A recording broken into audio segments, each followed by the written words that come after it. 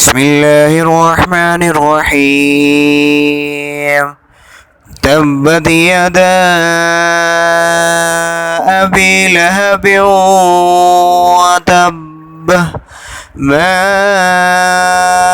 اغنى عنه ماله وما كسب سيصلى نارا ذات لهب وامرأته حمالة الحطب في جيدها حبل من مسد۔ ابو لہب رسول اللہ صلی اللہ علیہ وآلہ وسلم کا سگا چچا تھا، لیکن وہ سب سے زیادہ سخت دشمن تھا۔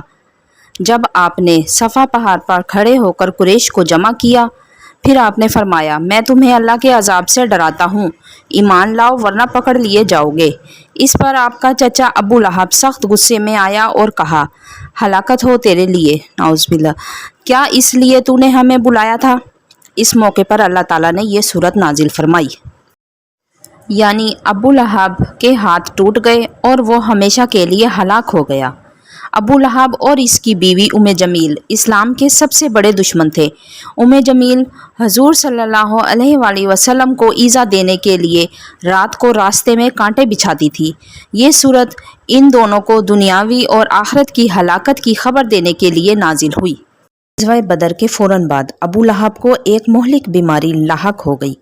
اس کے جسم سے بدبو آنے لگی۔ بیماری کے چند ہی دن بعد وہ ہلاک ہو گیا۔ اس کے گھر والے بھی اس کے قریب نہ آئے۔ 3 دن تک اس کی لاش پڑی رہی، پھر مزدوروں کو اجرت دے کر لکڑی کے ذریعے دھکیل کر دفن کیا گیا اور اوپر سے پتھر ڈال دیے گئے تاکہ بدبو نہ پھیلے۔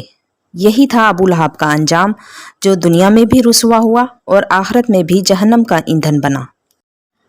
اللہ تعالیٰ مجھے اور آپ کو اپنے دین اور اپنے حبیب کی تعلیمات پر عمل کرنے کی توفیق نصیب فرمائے۔ اللہ تعالیٰ عزت کی زندگی اور عزت کی موت نصیب فرمائے، آمین۔